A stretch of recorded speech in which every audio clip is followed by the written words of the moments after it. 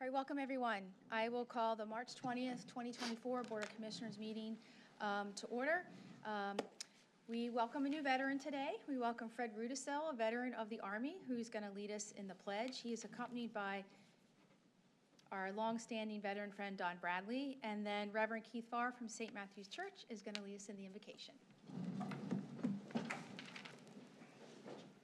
Pledge allegiance to the flag of the United States of America and to the republic for which it stands, one nation, under God, with liberty and justice for all.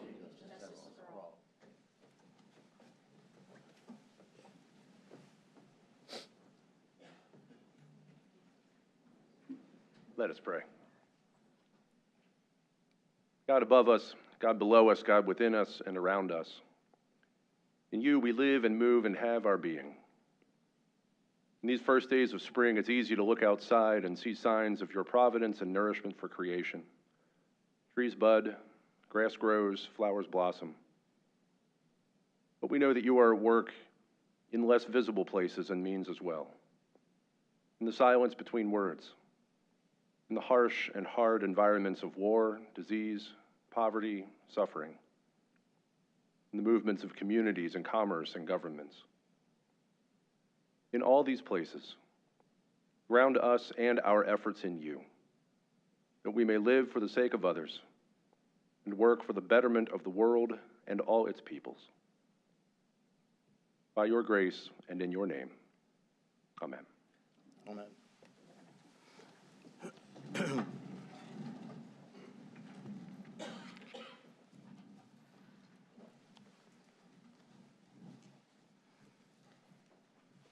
Before we move on to the next item under the agenda, I just want to welcome a couple individuals. I want to welcome our young 4-H'ers and also Penn State Extension who are here today. I also want to welcome Leadership York and all of those young future leaders of York County here today. So we're certainly glad to have you in the audience. So with that, we'll move on to item number 2 on the agenda. I'll make a motion to approve the minutes from the March 6, 2024 Board of Commissioners meeting as submitted. Second. I have a motion and a second. Any discussion? Hearing none. All those in favor signify by saying aye. Aye. Opposed? Motion carries. We'll move on to the Chief Clerk's report. Good morning. Good morning. Thank you. As we typically do, I'll start with the consent agenda and ask our newly hired Executive Director of Human Services, Melissa Leathery, to speak on that. Morning, everyone. Good morning. Just wanted to point out in the consent agenda there are several items listed from Office of Children, Youth, and Families. First, there will be subsidized adoption assistance agreements between the County of York, OCYF, and adoptive parents. There will also be several adoption assistance agreement amendments being made and also agreements with several service providers. Okay. Thank you. Thank you. All right. Thank you very much. A few items that I'll highlight off the agenda. Item number 2 is a state-funded grant for HAZMAT, the Hazardous Material Response Fund. It's 100% state-funded. It provides financial assistance to the county HAZMAT team, and this is an ongoing grant that the county has participated in for about 25 years. I'd like to highlight item number 5. We had some damage and some repairs needed at the cooling tower on top of the Judicial Center. These are unanticipated repairs we need to do. So the cost is for labor and materials to replace a coupling joint on the cooling tower, really just due to age, damage, and potential failure in the future. Item number 8 that I wanted to point out is a KPN contract for renovation work at the Youth Development Center. That facility was in need of some upgrades and some repairs and some refreshing. So we've gone through the KPN program and put together all the different items that are going to be done. So this will be the beginning of that project, which should be underway shortly. Could you explain what KPN is? Sure. The group. Okay. Keystone Purchasing Network. Very similar to when we make purchases with CoStars, which puts it in. CoStars allows us to, or CoStars is a database from the state of approved items that we can purchase that then we don't have to go through the bidding requirement typically. KPN is similar to that, but for construction projects. So we don't have to put these out to bid. The prices are fairly fixed, and it allows us to move a little bit quicker. It's good for some projects and not good for other projects. So It is a separate purchasing network for construction projects. And we have this in the budget? Yes. These repairs? Yep, part of our capital improvement. Just a quick note for items 11 through 17. We have various upgrades to the prison, door card readers, body cams, tasers, razor wire, and cameras. Those were all recommended by the prison board for approval by the York County Commissioners. There's also an air purification system that would be paid for through grant funding, 100%. That's also on there. Again, it went through a vetting process through the prison board, who recommended that the commissioners ultimately approve that. Next item, I'm going to jump to item number 25, and I'm going to invite Kennetha Hansen from the York County Economic Alliance to speak to that, this next generation farmer loan. Thank you. Thank you, Commissioners. I'm very happy to be here today to present to you a request on behalf of a farm couple purchasing a property in Lower Chanceford Township. Just a little background on the Next Gen program. The Next Generation Farmer Program is a loan program for federally qualifying first-time farmers to purchase farmland primarily, and it's accessed through the York County Industrial Development Authority. The authority serves as a conduit for a bank loan, and because the farmer qualifies, or I should say if they qualify, they can borrow at a lower interest rate. So it's a great program for a farmer just starting out to own his or her own land. So before you today is a request to authorize the IDA to issue this tax-exempt debt. The project is about an 89-acre farm in Lower Chanceford Township and will be owned and operated by John and Melinda Esch. And I'd be happy to answer any questions that you may have. Thank you. Thank you. If I may, the great thing about this, it does not increase the indebtedness of the IDA or the County of York. So it's truly a conduit. Thank you. Thank you. All right, and the last item, which I'm happy to talk about, item number 31 on the agenda is an agreement between the county and a company called NB&C.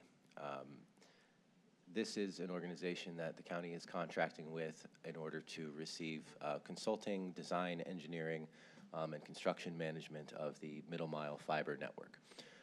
Just a brief overview of that, the county has committed to investing money in building the infrastructure that will help bring fiber and high-speed internet to areas of the county that are currently unserved or underserved. This organization is one, we put out a bid for this towards the end of last year. And we worked with them to put together this agreement so that we can get this project started. We will be working with them. They will be coordinating between the county and the different various internet service providers that are doing business in this area so that we can design a middle mile infrastructure network that will be suitable for being used by those ISPs so we can actually get fiber and high-speed internet to individuals' homes who might not otherwise have it. And in conjunction with the Broadband Task Force, I Yes. would assume. Okay. That is correct. Okay. And could you talk about the allocation of funds to this project coming from the federal government?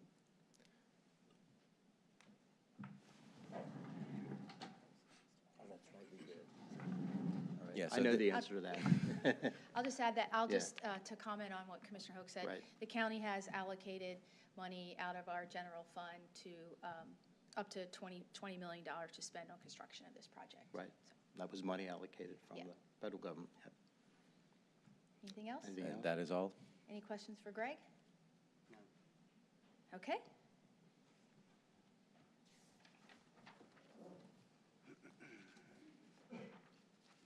Oh, Go back. okay. I'm not sure what, this agenda is a little bit, I'm not sure, oh, shoot. Sorry, didn't go back far enough. Right. Modern technology. Okay, so I will open up for any public comment as it relates to items on the agenda. There's a lot of people here, so I'll make sure I don't miss anybody. Okay, then I'll move on to the consent agenda. I make a motion to approve the consent agenda items for the Office of Children, Youth, and Families. Second? I have a motion and a second. Any discussion? Hearing none. All those in favor signify by saying aye. Aye. Opposed, motion carries. We will move on to new business. Madam President, I would like to note there's a clerical error on item number 29 on the agenda. So I move to amend that item to read a motion to modify an existing professional services agreement between the County of York and Herbert, Rowland, and Grubig, York, PA, to increase the construction phase engineering fees for the York County East and West Bridge bundle from $149,500 to $209,500 for time and materials. It's an increase of $60,000. It just reads a little awkwardly on the agenda. So I make that motion. I will second the motion. So I have a motion and a second, I guess. Second? So we should approve the amended motion before that. Yeah. So I have a motion and a second on amending motion number 29. Any further discussion? Hearing none, all those in favor of amending the motion signify by saying aye. Aye. Opposed, motion carries. I would now like to make a motion to approve items number 1 through 34 with the noted amended item number 29. I'll second the motion. I have a motion and a second. Any discussion? And I would like to make a disclosure that I have no knowledge or family relationship with Brandy Hoke, who is actually in motion 23. Please let the record state that Commissioner Hoke has disclosed he has no relation to Brandy Hoke. Anything else? If there's no further comments, all those in favor signify by saying aye. Aye. Opposed, motion carries. There were no executive sessions since our last meeting. I do have one item under other business before we move on to proclamations. Wanted to share with the public, we know that we've had many folks apply for mail-in ballots. There is a ballot issue that is affecting all counties in the Commonwealth of Pennsylvania, not just York County.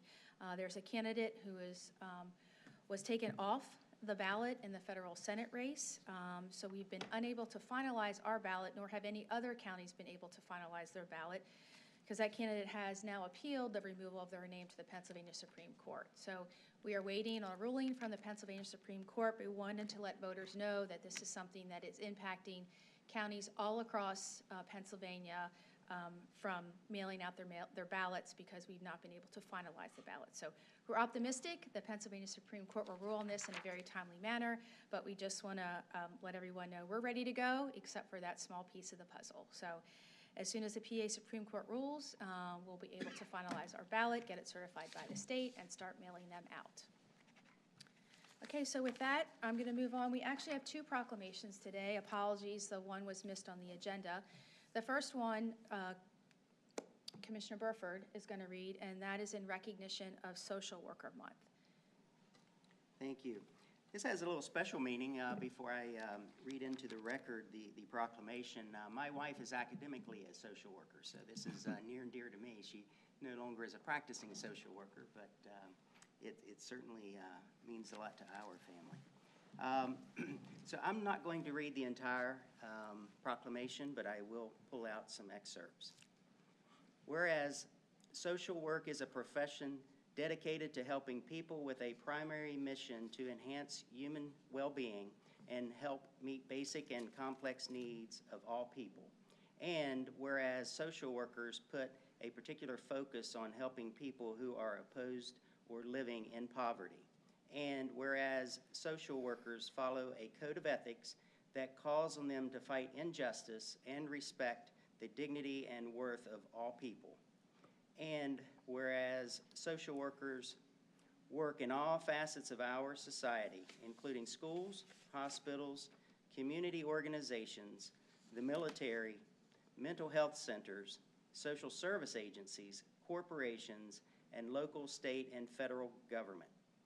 And social work is one of the fastest growing professions in the United States, with over 700,000 social workers today.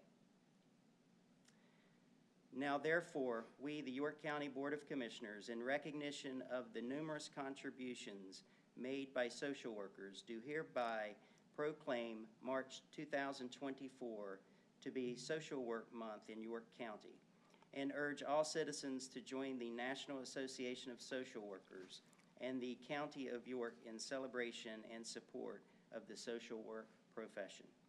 Given this day in York, in the Commonwealth of Pennsylvania, on the 20th day of March, in the year of our Lord, 2024. Signed by all three commissioners. Just to echo what Commissioner Burford said, in Pennsylvania, we have roughly 33,000 social workers across the Commonwealth. That's a lot of individuals. We certainly appreciate what they do.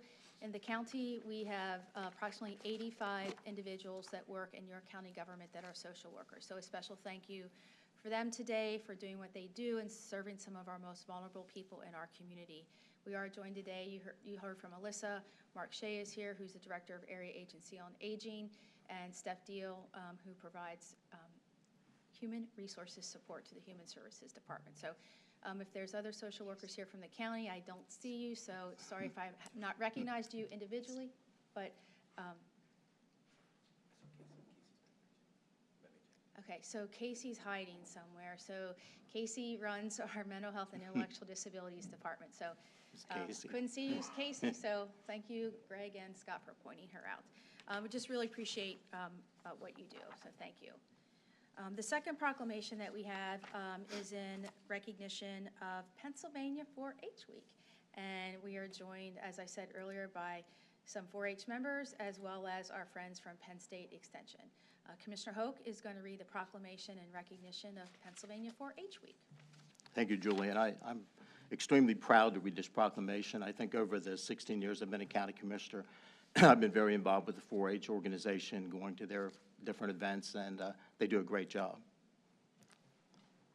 So March 17th through the 23rd, 2024, 4-H is America's largest youth development organization, supporting nearly 6 million youth across the country.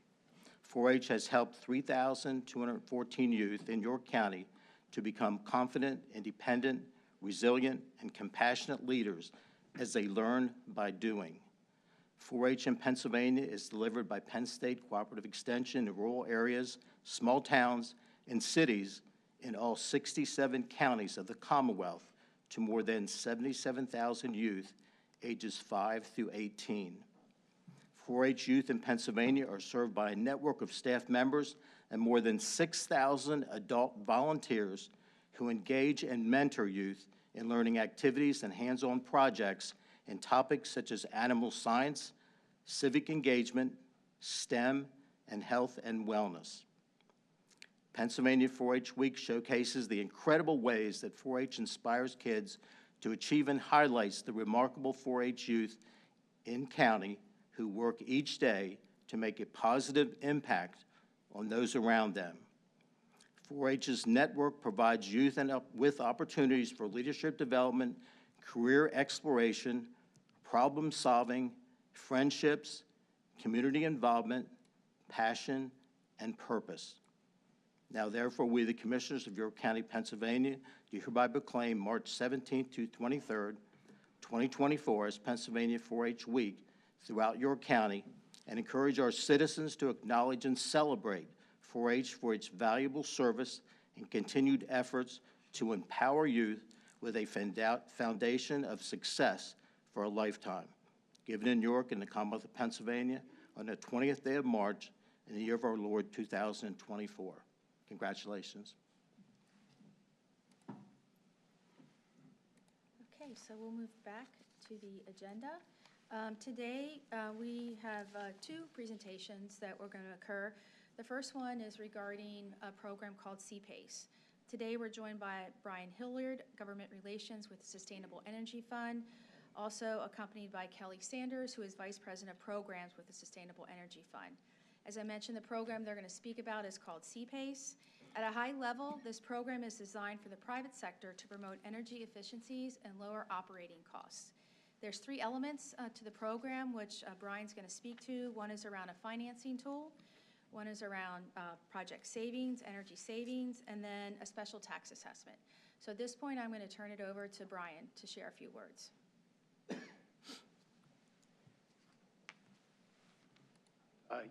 Thank you. Thank you, York County Commissioners. Thank you, everyone in the administration, taking the time. Thank you to the rest of the public. My name is Brian Hillard. I work for Sustainable Energy Fund. I'm joined with my colleague, Kelly Sanders.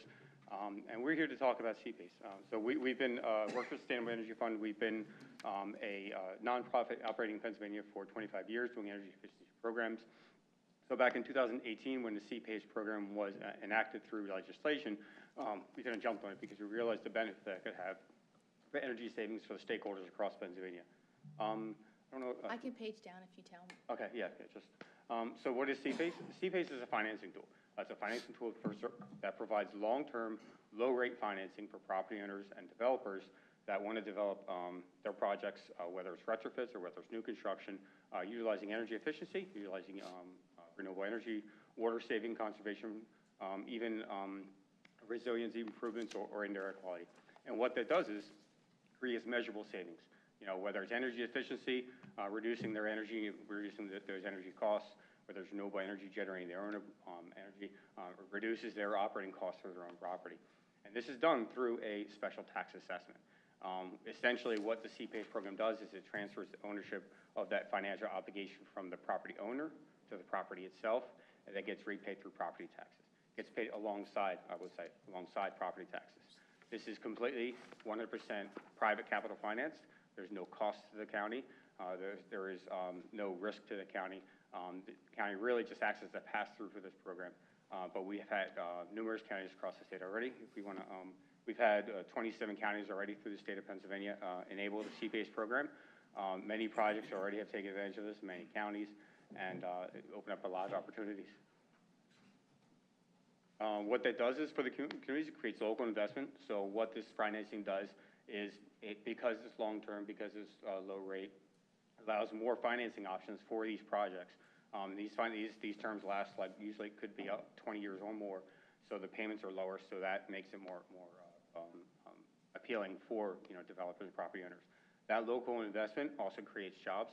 You know, these are high-skilled, high-paid jobs. You know, as we know, people that work in, you know, in the trades, in you know, HVAC, in construction, installation, and so forth. You know, these are good-paying jobs.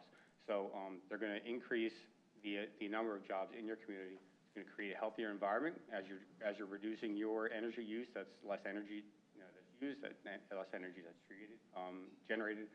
It also modernizes their building stock with higher efficiency HVAC equipment, building envelope, and such. Most of the properties that projects that we've had here have been energy efficiency. Many have incorporated renewable energy as well as water conservation projects. Now it's commercial properties, that's clean energy. That's what CPACE stands for. But is really, the only exclusions is really small residential and government buildings. Everything else is really included here. So office, industrial, retail, even nonprofit. So even if they don't have a tax bill per se, a property tax bill, this would just get, you know, placed along with the deed, and they would just have that special assessment payment. Even private schools, provided they're not government owned, multifamily, 5 units or more are eligible. You see some of the eligible improvements here, and pretty much anything energy efficiency is going to be, you know, HVAC, boilers, lighting, renewable energy systems, even energy storage systems, water conservation. I mentioned indoor air quality. There's some really efficient indoor air quality ventilation systems out there right now, up to like 70% efficient. Even resiliency measures. So if properties are concerned about water damage or flooding damage or wind damage, they can actually utilize CPACE as well to shore up their properties and improve the structure. Ancillary costs can also be included. So we've had properties already where they wanted to put a solar system on their roof, but they needed to upgrade the structure of the roof to do that. That can also be included. Projects costs, both hard and soft, can be rolled into this. How it works, property owner, developer, they recognize opportunities they have to save energy, save money in their own properties. They're going to usually reach out to a capital provider. Capital provider is usually the one that reaches out to us. Capital provider, you know, they submit a pre-application. We just make sure they're legally in good standing. We'll check with the county, make sure there's no judgment against them and whatnot. They'll dump a final application, a little bit more rigorous than that, but they'll also include the technical survey so we can make sure that the measures that they're including measure up to the guidelines standards. Once we review the application, we approve that application, we will send over a cover letter, a summary report to the county, so the county has an opportunity to check off and approve it as well. How we work with the county is now this is repaid alongside property taxes. Like I said, the county is really just a pass-through. County is going to submit we will actually send a reminder to the county. County sends that that CPACE assessment alongside the tax bill to the property owner. They make payment, county takes that payment and then passes through to, we use a paying agent that disperses the money, just so it's a fair party. Role of the county, once we really establish the program through, and we've done a lot of the work already, just working through the paperwork for, the resolution, cooperative agreement, the program guidelines, we have a very robust guidelines. Once we formally set up the program, there's not a whole lot for the county to do.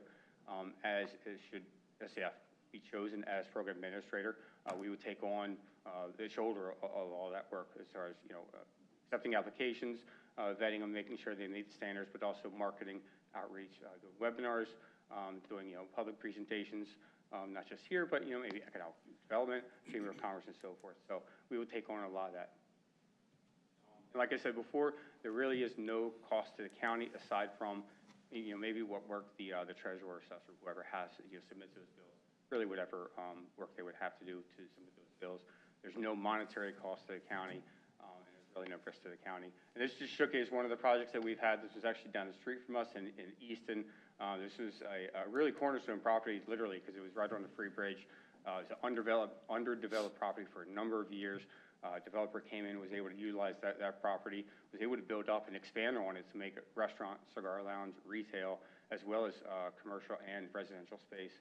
Do that, saving $27,000 a year in energy, as well as natural gas and water, using a number of fixtures. So I believe that's it. If we have any questions, we're more than happy to field those.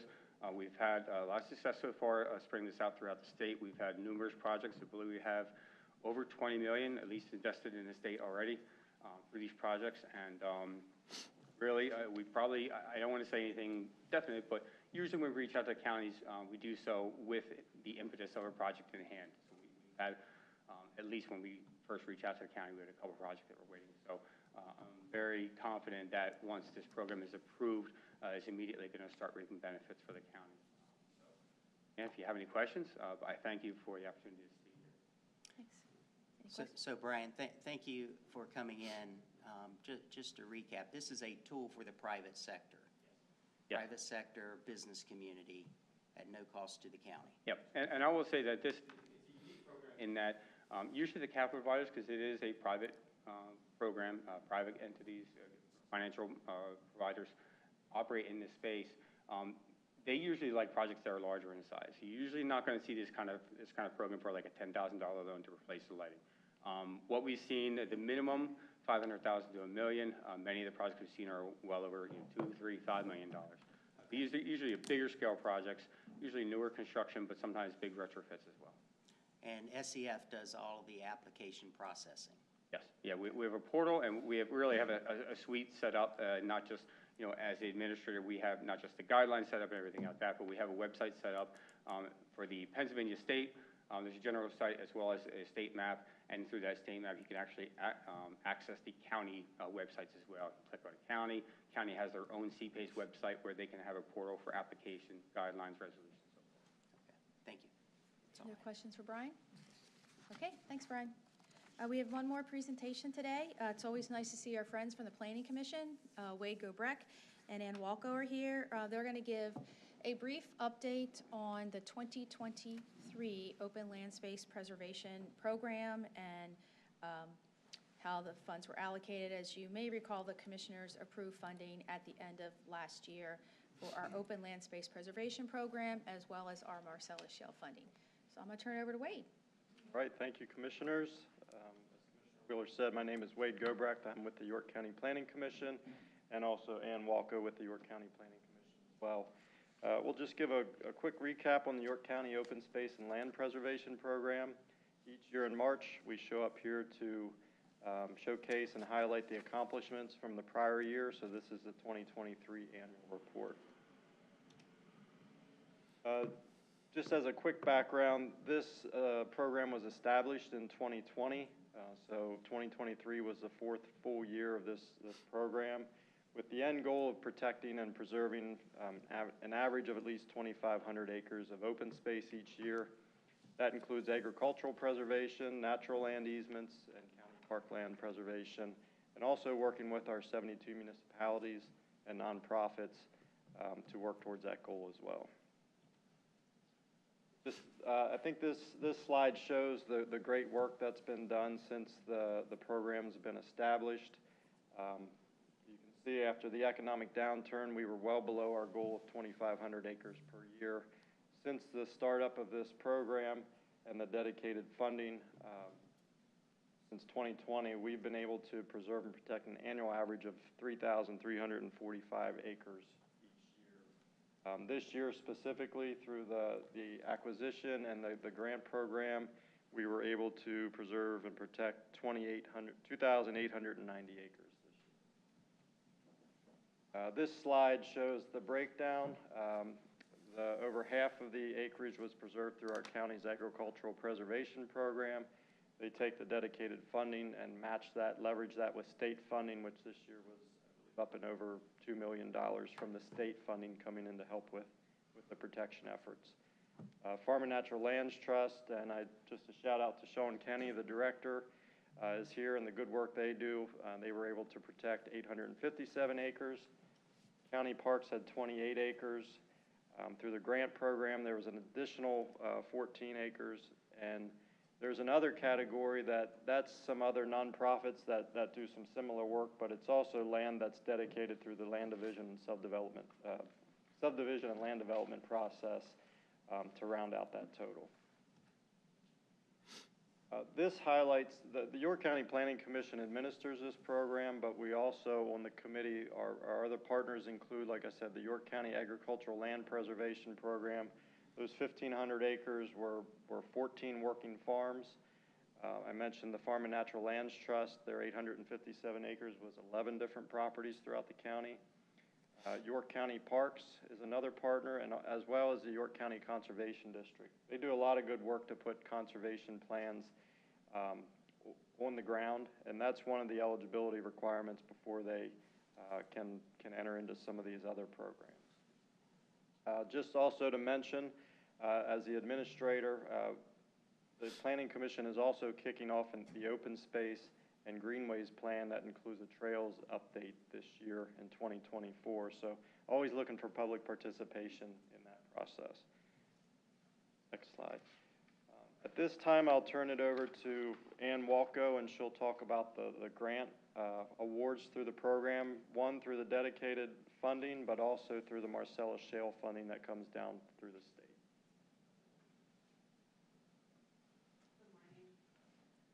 I will just remind everyone that the Open Space Preservation Program grant period is usually open from July 1st to September 30th.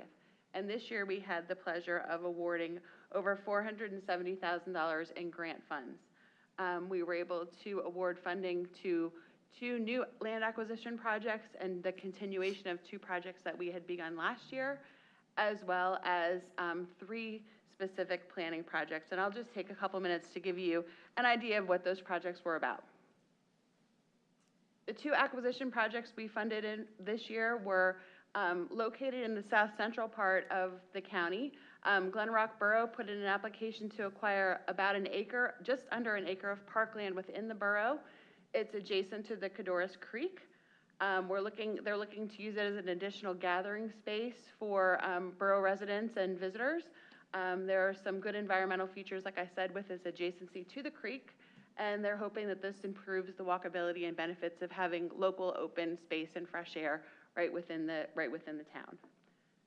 Shrewsbury Township applied to our program and was awarded $150,000 to expand Miller Park. It's a 13.5 acre expansion, and that increased the total park area to over 35 acres. That has some multi-purpose fields, a baseball diamond, a walking trail, parking, a restroom. It's a very nice regional park in the Shrewsbury Township area. Our planning projects were varied this year and pretty exciting. They came to us from all around the county. Fairview Township applied to the program to update their comprehensive plan, and funding for the comprehensive plan update would be targeted to natural resource protection, agricultural land protection, recreation, and elements related to the open space program. So they will be receiving $25,000 to go toward their comprehensive planning effort. Glen Rock Borough also applied for some funding to develop a site development plan for Krebs Park, which was the park that was expanded by an acre in the slide previous. So they've got a nice little park in the middle of their borough, and they're looking for the highest and best use of that to serve their residents and visitors alike. And our third planning grant went to the York County Parks to develop a restoration plan for the historic Wallace Cross Mill. So they'll be working with professionals who would have the ability to help them keep that at its highest and best use, maintain its safety, and continue to tell the story of that particular location and its importance in our county. In addition to the open space plans, we are also administering the Marcellus Shale funding. What's eligible here is listed. They're planning, development, rehab. You can also, Marcellus Shale can also be used to acquire land, but because we're fortunate enough in York County to have the open space and land protection program, we are directing or prioritizing Marcellus Shale funds to improvements to parkland and those types of things. This is very tiny print, but I can highlight for you that we were able to award 15 projects through the Marcellus Shale funding this year. They range from a pocket park in York City. It's adjacent to the police station. They're envisioning it as sort of an outdoor waiting room for folks that are coming to do business at the police station, or they're identifying it as possibly a location for supervised visits. There's going to be a play area, some shade, some picnic tables, just a nice little small addition to the edge of the county or the city building. The Red Lion Historical Society has applied to the county for Marcellus Shale funding to rehabilitate the concrete and sidewalks around the historic Red Lion train station. So it's a little small project. It was $9,500, but for that group, this will start and finish a project for them that they've been hoping to do for years and years. So that was a great award. And another highlight, Windsor Township is renovating their tennis courts to join the pickleball fad. So there will be now pickleball locations in the Windsor Township Park right off Windsor Road. So the last slide shows just sort of how we have distributed the funds around the county. These are just the 2023 allocations. If you are interested in seeing how the Marcellus Shale funding has been allocated over the last several years, a map that shows all of those locations is in our annual report, which is on the website yorkopenspace.org. So this just shows we try very hard to make sure that the funding is around the county and in a variety of different ways to help municipalities and nonprofits to make improvements to their open space areas open to the public. I'm going to spin it back to Wade to close us out. Thank you, Ann. As Ann mentioned, our application period for the grants program is July 1st through September 30th. That'll be starting before we know it. We always hold a grants workshop in August to answer any questions. And the Open Space Committee works through, reviews, and ranks the projects and makes recommendations to the commissioners, usually in December, and they take action on that at a public meeting. As Ann said, if you want the full annual report, 2023 annual report, that can be found at yorkopenspace.org. You can also apply for the grant funding there as well. But I would encourage you to look at that website. There's a lot of good information on there. And also thank you to the commissioners for your continued support for this effort. And I know we get a lot of thank you notes from the municipalities and the nonprofits that use the grant program. It's much needed to help leverage funding through DCNR and other avenues. So thank you very much. Great. Any questions for Wade? Just big thank you to the Planning Commission for all their efforts. It's a lot of work behind the scenes with processing applications and all that. So thank you very, very much. I will open it up for any additional public comment. Hearing and seeing none. If I could have a motion to adjourn. I make a motion to adjourn the meeting. Second. I have a motion and a second. Any discussion? Hearing none, all those in favor of adjourning signify by saying aye. Aye. Opposed, we are adjourned. We're going to take a pause here to get our young 4-Hers back to where they need to be. So we're going to take a quick photo with the group from 4-H and the Penn State Extension, and then we will reconvene with the salary board. So just be patient with us for a couple minutes. We'll go as quick as we can.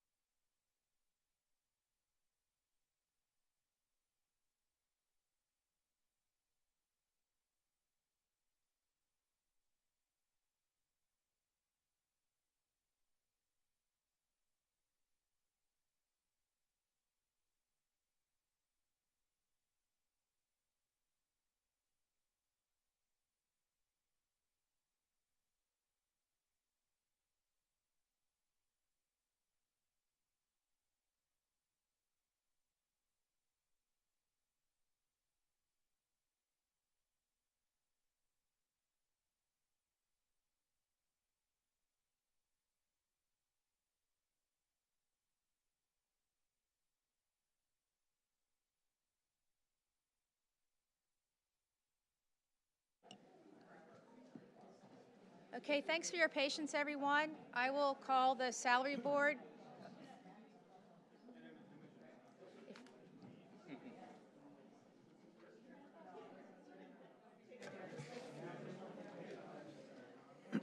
Okay, if I could just ask to please be quiet. Thank you. I'm going to call the salary board for March 20th, 2024 to order. First up, if I could have a motion to approve the minutes from the March 6th, 2024 salary board meeting. I make a motion to approve the minutes from the March 6, 2024 salary board meeting as submitted. Second. I have a motion and a second. Any discussion? Hearing none. All those in favor signify by saying aye. Aye. Opposed, motion carries. I will open up for any public comment related to agenda items. Seeing or hearing none, we'll move on to item number 4. I make a motion to approve the positions, salaries, hours of work, and fringe benefits as provided by existing collective bargaining agreements or as set forth in the York County Employee Handbook or York County Policy Manual for the following departments and row offices as stated below, with no additional benefits or concessions as otherwise noted, and are as listed in the agenda. Second. I have a motion and a second. Any discussion? Hearing none. All those in favor signify by saying aye. Aye. Opposed, motion carries.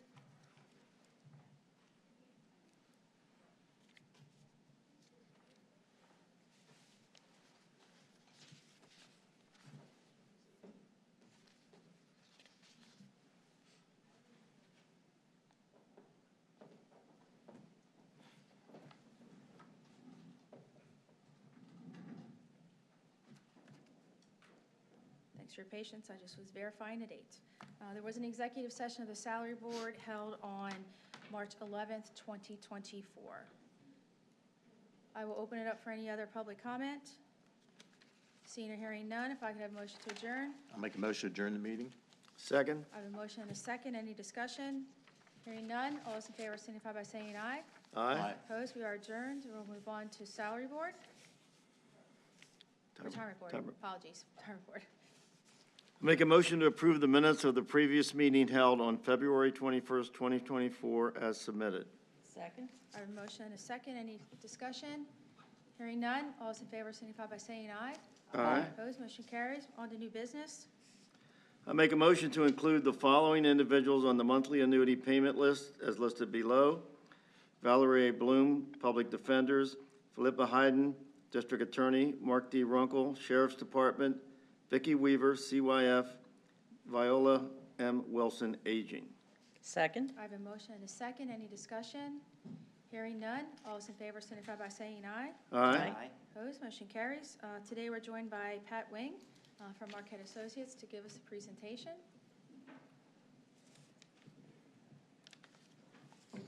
Yes, good morning, everyone. I have hard copies for you all. Would you like hard copies, or are you just going to follow along with me? If you could hand us the hard copies. Yes, of But we'll, course. for the folks here, we'll use the We'll do it slide on- deck. Yes, of course.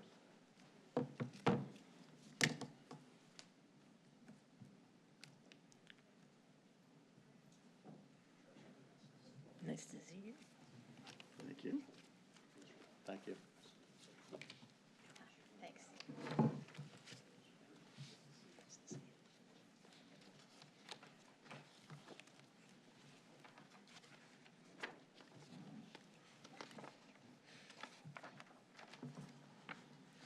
Commissioner Wheeler, would you like me to control the? If you can, go right ahead. If it's working Hopefully- today, you Hopefully, can. I'll figure it out. Okay. Oh, okay.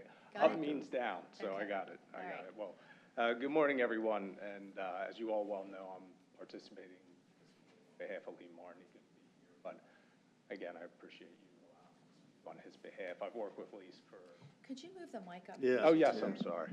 How's that, a little better? That's better. A little better, thank you. I've been working with Lee for more than 11 years now. We both worked with a lot of PA County funds across the Commonwealth like yourself. So he's given me the general cadence this morning of what he usually covers, so I'll stick to that. But obviously happy to answer any questions or address any comments you have along the way. And I noted to Controller Bauer earlier, it might be a little drier, more boring presentation this morning because my British accent leaves a little to be desired. So my wife begged me not to do it, so I'll spare you all. But we'll start where we usually do here on page 10, if you're following along in a hard copy, namely the economic environment, capital market environment, just to provide a little context for how and why the retirement fund performed the way it did. So if I can draw your attention to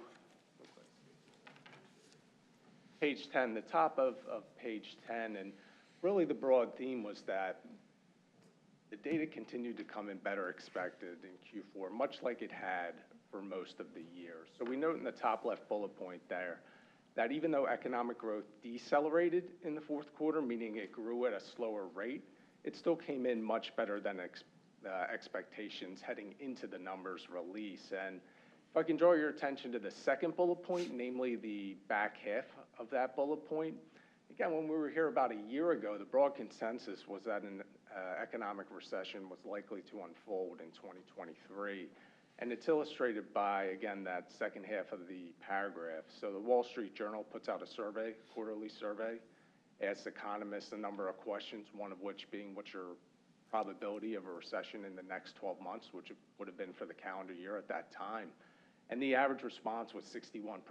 So that was really the base case scenario, that recession was unfolding in 2023. But there were a number of factors that really left the economy a lot better off than many had thought. Namely, consumer spending was much better than expected.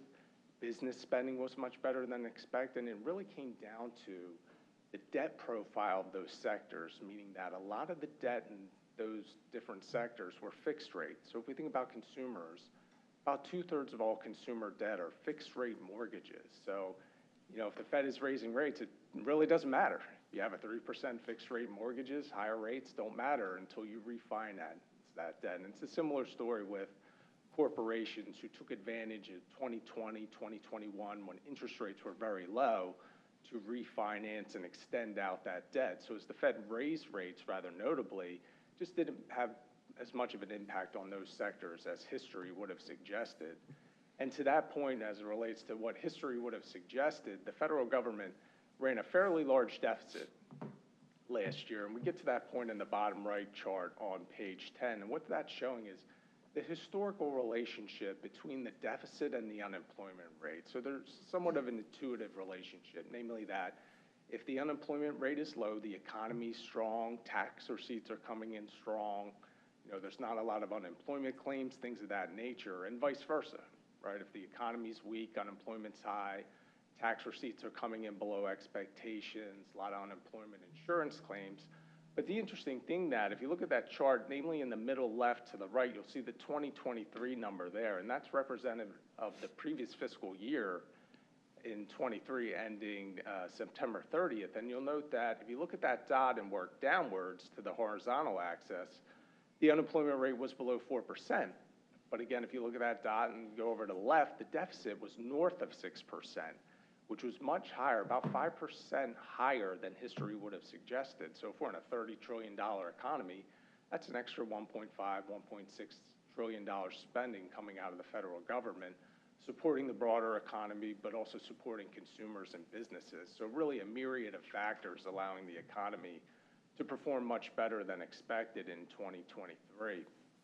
As we look at page 11, just another note on another economic indicator, namely inflation, which we show in the chart on the top.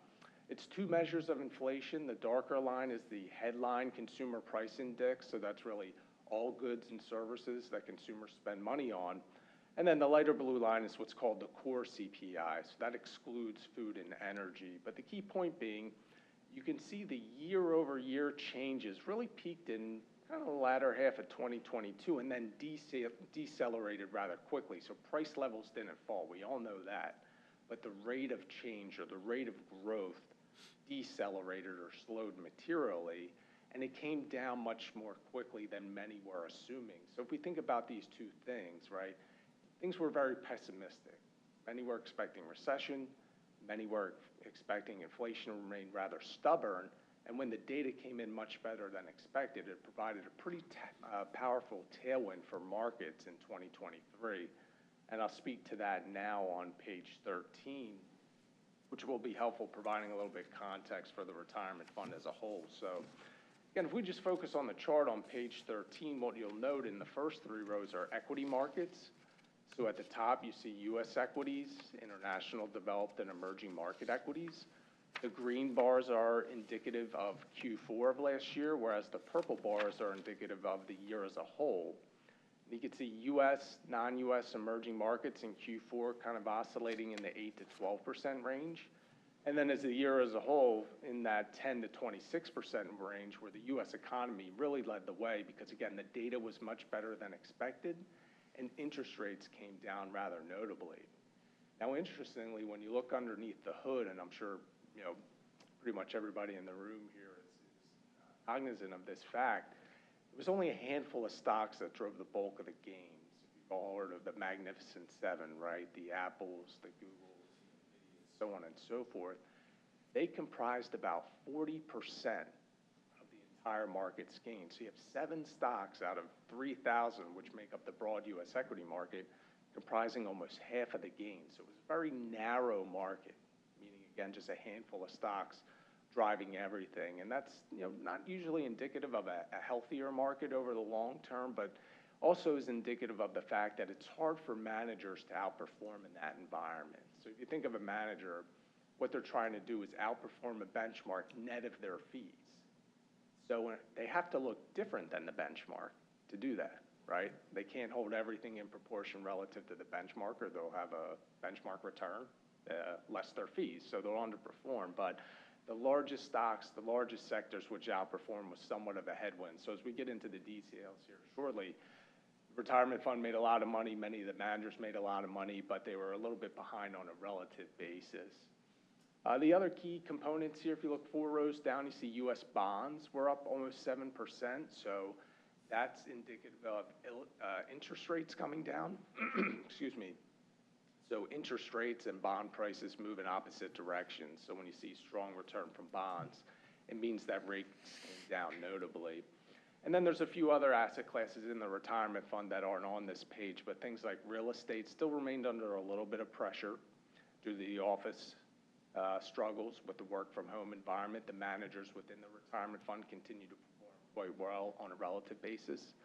Some of the other asset classes like infrastructure, timber, farmland, and some of the private markets performed quite well during Q4. So, just one area of real estate that remained under a little bit of pressure, but a lot of the exposures in the retirement fund performing very well, posting very strong absolute gains. So with that said, unless there are any questions or comments, happy to move on. All right, great. So now what we'll skip to is page 22. So if you're following along in a hard copy, that'll be behind the next exhibit. Flip that over. And Lee tends to write somewhat of a novel on this observations page, so I'm not going to cover everything. I'll hit the key points. And again, these data are somewhat dated, so I'll give you a more up-to-date picture of where things stand more recently, as 2024 has been fairly strong. So we start up top there. You can see the market value of the retirement fund was about $527.4 million. That translated into a return of about 6.4%. Versus the policy index of 7.3. So behind by a little less than a percentage point relative to that benchmark, which isn't surprising because, as I'm sure Lee's expressed over time and we'll be able to illustrate in the data shortly, what we're really focused on is upside participation but downside protection, because in turn what it means is more stable funded ratios for the fund, a healthier fund, more consistent fund, and then in turn more budgetary certainty. Right, because those funded ratios in turn impact what the county needs to contribute year in and year out. So the stability on that side would in turn to lead to more stability from a budgetary perspective related to those contributions. A couple other things I note here, if you work your way down further the page where you see the past 10 years. Over the past 3 years, the funds had an investment gain of about $68 million, has a return of about 5.3%. That is slightly ahead of the policy index of 5, and that's an interesting anecdote because 3 years is not a terribly long time in markets, but we've seen wildly different markets over those past 3 years. Remember, 2021 was very good. 2022 is a year we want to forget. And last year was pretty good, but you can see the fund ahead of the benchmark, and that's really attributable to that downside protection. So in 2022, the fund did extremely well. And then all the way to the right there, you can see what's a relative ranking compared to other defined benefit funds, the top decile, so strong returns. And then the other interesting thing I wanted to note in the past 10 years, the bullet point below that, you see the investment gain almost about $270 million. But what's interesting, you see the return 6.9% net of fees. Why is that important? The actuarial assumed rate of return of the fund is 6.9% net of fees. So making exactly what the actuary is assuming, consistent results from a funded ratio perspective. And again, the more consistent you can be with the plan and its assets, the more consistent or the more certainty you'll get from a budgetary perspective. So with that said, we're going to go to 23. I just want to talk a little bit about some of the underlying data and help illustrate some of my comments, some of my anecdotes with the actual data. So we look up top in the summary of cash flows. You see we began the quarter about $501 million. You see withdrawals down there, second row below the beginning market value in gray, about $5.8 million. So when we net out the contributions and withdrawals that net and add on the net investment change of about $32 million, which is right above the blue line, all told the fund grew by just under $27 million. The other thing I want to point out is in the 1 year in that same table, notably about 4 rows down, the net cash outflow about $9.9 million. So in other words, that just means that there was more money coming out of the fund via benefit payments than going in via county and member contributions. So in a vacuum, that tends to be somewhat of a yellow flag, or people see it as such, but it's actually somewhat counterintuitive. It's indicative of a healthy fund, because if you're very well funded, which the fund is, I think, the most recent actuarial valuation as of last year, around 90%, think about that as you only have about a 10% mortgage to pay off. So if you have a smaller mortgage, your payment's going to be lower, right? Say you're only 70% funded and you had a 30% mortgage to pay off. Your contribution would be higher. Your net cash flow would be closer to zero because you're putting more money in. So it's somewhat counterintuitive. The more well-funded you are, probably the more negative cash flow you're going to have. So it's certainly not concerning. But how we do think about that, again, and from that 1-year perspective, the net cash outflow was about $10 million. That's about, we'll call it a little bit more than 2% of the beginning market value. And why that's important is, I usually provide an example, and I'm going to be upfront. It's hyperbolic to some degree, but it provides give you a good illustration of my point. So if we have $500 million and say we have a horrible market, right? So we lose half of it, right? We're down to 250. Then the next year, great market, phenomenal. We recoup everything, so we double our money. We're back to 500. So our return's essentially zero. Now, if we have negative cash flows, again, let's say we're at 500, we lose half, we go down to 250, and then we have to pull $10 million. Next year, we double our money again. Well, it's not 250, it's 240, right? So now we're at 480 instead of 500. So that's why it's very important to be cognizant of the downside protection when you have money coming out of the fund, because even though your returns might be the same, there's always a risk that you'll have to sell something or generate cash at the wrong time to meet those benefit payment needs. So to the extent that you can provide that downside protection, you're going to be left with more money than would have otherwise been the case, which again, to echo my comments, more stable funded ratios, more budgetary certainty. So again, I'm sure Lee's talked to you about these things before, but we're trying to capture that upside, but the downside is where we're highly focused on. The other thing I wanted to point out, if you look at the returns in the middle of the page, and we'll talk about these more detail shortly, but the 1-year number, you can see 12.3%. Why is that important? We're assuming 6.9. So not quite double it, but not quite far off double it. So all else equal, which admittedly it never is, but all else equal, when we get the next actuarial evaluation, probably in the next couple months so, you should see an improvement in the funded status. And if we were at 90 last year, maybe it ticks up to 91, 92. And if Lee had presented the county database report last year, the average county is kind of in the low 80s. So York is certainly looking quite strong relative to a lot of other counties across the Commonwealth from that perspective. So with that said, why don't we just jump to page 29 here, and we'll talk a little bit about the underlying investments and maybe some potential changes down the pike. So as you look at page 29, the top row there where it says total fund, those are the numbers we saw on the previous page. So I want to focus really on each additional darker row, starting with total equities, where it says total equity composite. So what composite means is just synonymous with asset class. But total equities would be a weighted average of U.S. global that you see on this page and non-U.S. on the next page. So from a total equity perspective, you can see within the fund in that darker row, equity managers made a lot of money, about 10.5%, but they did lag the benchmark by about 11.3, which again is illustrative of trying to capture most of that upside. But when things go poorly, we would expect the flip side of that, right? Losing less money than the benchmark would imply. You know, one of the key drivers of the underperformance that I wanted to speak to was under U.S. equities, most notably in the middle where you see TWN there. So TWN was added, if you look all the way to the right in that gray line, September 19. So if I'm doing the math correctly here, about 4.25 years ago. So at that time, many counties were looking to move money from fixed income to equities. Why?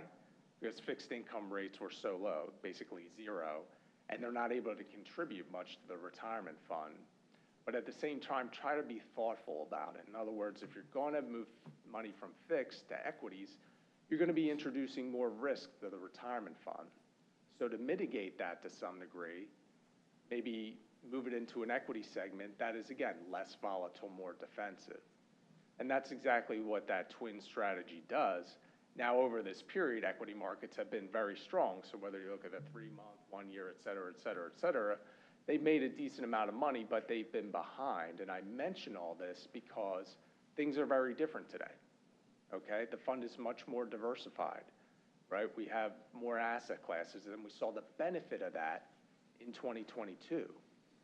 So right now, we necessarily don't need to be as defensive with the TWN strategy. So we're likely going to make a change there. We're not going to move on from TWN, but they run a couple different strategies that aren't as defensive, that'll give us more market-like returns that are going to add a little bit of value. But It's not the time to do that right now, okay? Because manager returns are very cyclical.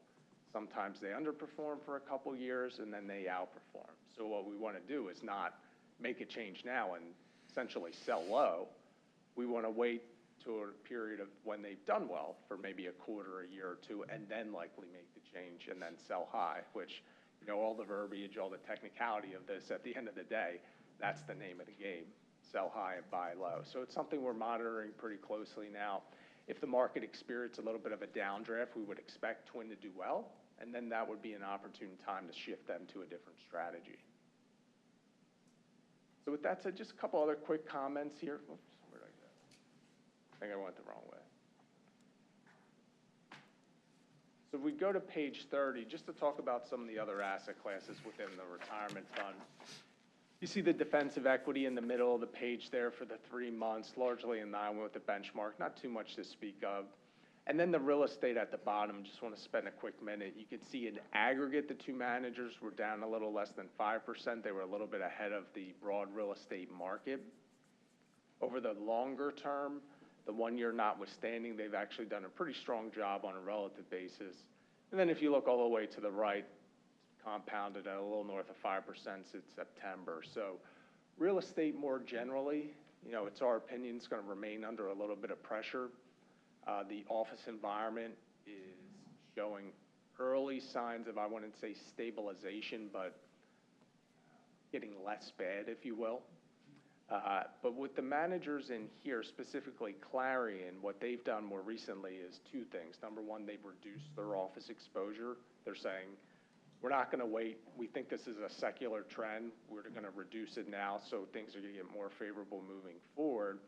And secondly, with the remaining properties, they've been more aggressive, meaning they've taken bigger write-downs than many of the universe. Their office properties have been marked down around 30%, where the broader opportunity set within real estate is only about 20. So they've really been proactive about two things, lowering office and marking down the properties. So in turn, they struggled, say, over the past year or so, but then moving forward, since they've already kind of taken their medicine, we would expect them to do better. Now, real estate more broadly, we would expect it to begin, or hope for it to begin to stabilize in the back half of the year.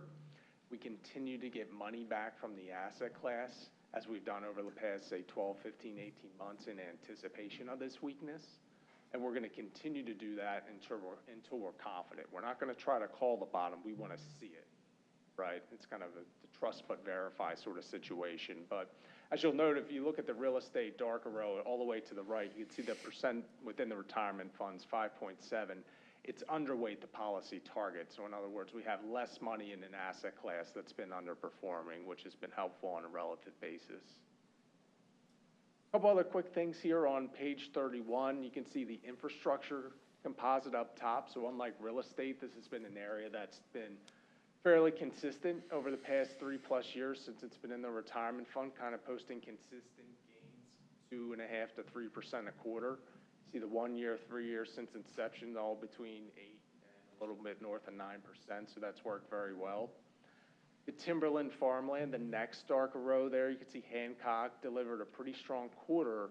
However, the returns over the intermediate and short term have left a little to be desired. So I think Lee's talked to you about this before, but just to give you a more up-to-date overview on where things stand, we've talked with Hancock. We're planning to basically redeem half of that allocation here over the next couple months. We should get that money back in part of June, and at that point we will have a new farmland, dedicated farmland manager lined up, which would then accept the money on 7/1. So the timing is lined up pretty perfectly to make that happen. So it's something we're going to try to correct, because admittedly that's an area that has not worked well over the past 5-6 years, and when things don't go well, we're going to take action and hopefully remedy that. And then the other things I want to mention, you can see the private equity, private credit composites there below, behind their respective benchmarks. Why is that? We don't have all the data yet. Okay, usually towards the end of the year, it's reported on somewhat more of a lag. So in other words, we would expect both of those numbers to be revised up once we get the data, and then in turn, the 6.4% number I referenced earlier would also be revised up for the quarter, and therefore the year would be revised up. And we expect that data to come in probably over the next 2 or 3 weeks here. Again, it's on somewhat of an additional lag as the year closes out. So with that said, just another brief comment on the retirement fund. I mentioned earlier the market value is about $527-ish million at the end of the year. Through last Friday, we're north of 540. Markets have done, reasonably well so far this year. There's been interesting things happen underneath the hood that I won't bore you all with. But from a return perspective, we're probably looking at around 2.7 to 3%.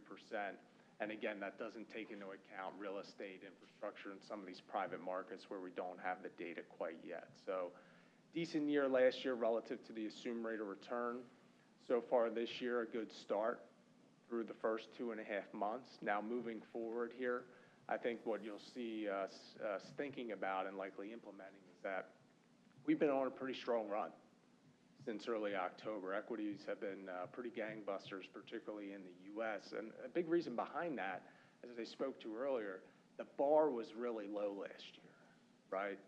Recession expectations were high.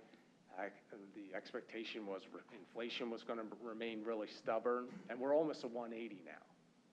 Recession's no longer the base case. It's more of the quote-unquote soft landing. Inflation's expected to continue to accelerate in an orderly fashion. So what that means is, instead of the bar being really low, like it was last year, it's much higher. So the data has a much higher bar to clear in order to continue to generate strong market returns, right? Because it's really all about expectations and then how the data come in relative to those expectations. That's what drives market. So much higher bar this year. So we're going to take a pretty disciplined approach to rebalancing if markets continue to grind higher in anticipation of the fact that maybe the last 8-9 months of the year could prove a little bit more challenging than, say, the past 3 to 6 months of what we've seen. So with that said, I just have a couple other quick comments on the OPEB and DC 457 quickly, but I'll pause there to see if you all have questions or comments for me. All right, great, thank you. So what we'll do now is we'll skip ahead. I keep going the wrong way here.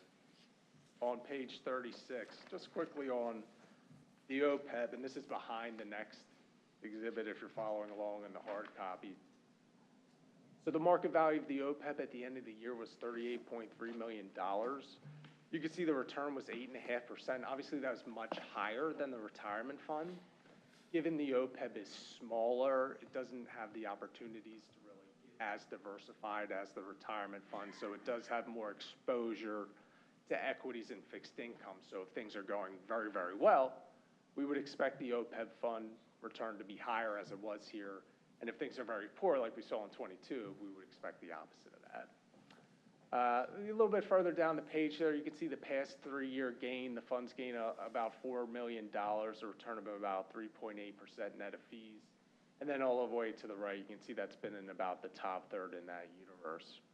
A couple other quick things there. If you look at the looking ahead, some changes to the international equity composite, meaning the managers within non-U.S. equities we're likely to make here in the next couple of weeks. And then below that, Lee's likely to come back to the board and talk a little bit about maybe de-risking ever so slightly, because the fund has grown well over time. We're a little bit better from a funded status perspective. Given gains have been so strong over the past 12 to 15 months, again, it would be an opportune time to take a little bit of chips off the table, right? Again, sort of that sell high approach, which works so well over time. The other thing I wanted to point out as it relates to the OPEB quickly, just on page 37, was a couple things. If you look at the summary of cash flows up top, you can see that the market value was $35.3 million at the beginning of the quarter. There's no cash flows here. So in all told, the fund grew by about that $3 million you see in the net investment change. Then as far as the 1 year, similar story, we're at 33.8. And the fund grew by about that $4.47 million during the year. Now, the one other thing I wanted to mention, if you go all the way to the right there, under the inception, the county was one of the first, if not the first, county to actually fund an OPEB trust, meaning to create a trust, put assets in there that would hopefully compound over the long term and help the county fund this obligation or these benefit promises to retirees or to those eligible for this plan. Many counties today still do PAYGO out of the general. So what that means, how that's benefited York, if you look down in the investment gain, 5 rows down, since you funded the trust, we've seen $11 million investment gain. So that just means $11 million that hasn't had to come out of the budget. So the board being very thoughtful and kind of the first ones out of the gates to fund this trust has worked very well, certainly in isolation here and certainly relative to a lot of your counterparts across the Commonwealth. And the other thing I'll mention, just quickly in the return summary in the middle of the page, you see the 1-year return there, 13.2%. Much like the retirement fund, that will be considerably higher than the assumed rate of return. So again, all else equal, which it never is, that will be helpful for the funded ratio when you get the next actuarial valuation report. Okay, so just another couple quick comments, if you'd bear with me for the 457. I think this is on page 46 behind the next exhibit. And I'll just hit a couple highlights here and then talk a couple about the key trends that we're seeing. So number one, from a market value, you see up top, we're at $28.5 million. Within the plan, about 69% of assets or participant assets are using those target date funds. So participants are basically saying, you know what, do it for me. We want to save, we want to contribute, we want to make sure we're in a good place for retirement, but at the same time, we recognize that this is not our forte, right? So let's do the right thing by saving and contributing and let the professionals kind of handle it there. The other quick things I'll mention, if you go down a couple bullet points there, you see 5 of 12 active managers outperformed during the quarter, so a little bit less than half.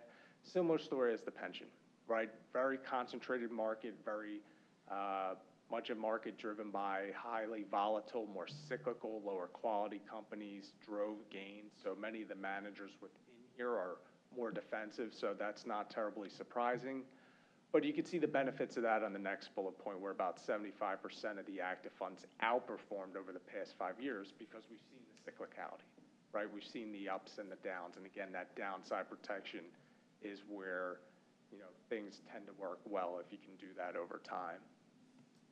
And then the last thing I wanted to mention is on the next page as it relates to how things are trending. So this is on 47, and really in the top chart, and not necessarily the data up there, but if you look at the charts below in that top charts, those spark line charts, how things have been trending has been very positive. So that first graph shows the participation rate over the past 3 years. So we began at the end of 2020 with 16% participation. We're up to 20%. So that's a 25% increase, going from 16 to 20. Similarly, from a contribution rate, again, looking at that chart, we were at 6.4 at the end of 2020. Now we're at 7.4. It's only a 1 percentage point increase, but from a percent perspective, that's about 15% higher contribution rate. And then similarly, for those that are contributing a lot, namely over 10% all the way to the right, you can see at the end of 2020 was at 10.4. Now we're at 14. So that, and I should have done the math beforehand, that's about a 30% increase in those contributing more than 10%. So I think it speaks to really a couple things. Number one, participants are certainly becoming more engaged. They seem to now have a greater understanding of the benefits or the benefits of this benefit, if you will. And then secondly, Empower, as it certainly seems, has been able to drive a lot of participant engagement, not just with the plan, but probably in individual meetings. Again, expressing the benefits of contributing and, at least something to the plan, which would be helpful for them over the long term to prepare for retirement. So with all that said, I hope I haven't taken up too much of your time. But again, as always, happy to address any comments or any questions the board has. Any questions for Pat? I'm good. Great, thanks. All right, I appreciate your time. Thank you. There was no executive session since our last meeting. I'll open it up once again for any public comment. Hearing and seeing none, if I could have a motion to adjourn. I'll make a motion to adjourn the meeting. Second? I have a motion and a second. Any discussion? Hearing none, all those in favor of adjourning signify by saying aye. Aye. Opposed? We are adjourned. Thanks, everybody. Have a great day. So for the future leader.